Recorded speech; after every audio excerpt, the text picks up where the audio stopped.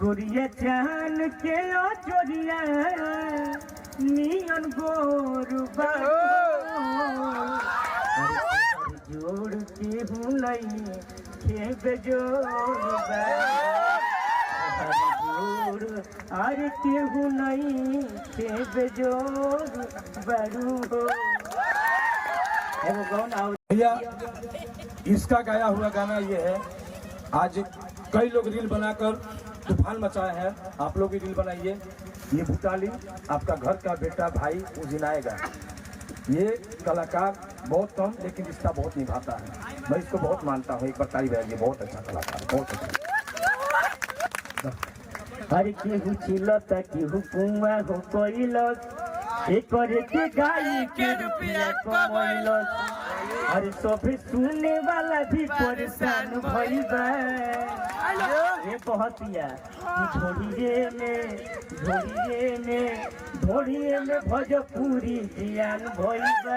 ढोलिए में भोजपुरी जियान भइल बा। अरे वाह दादा ये तो हमार जान है।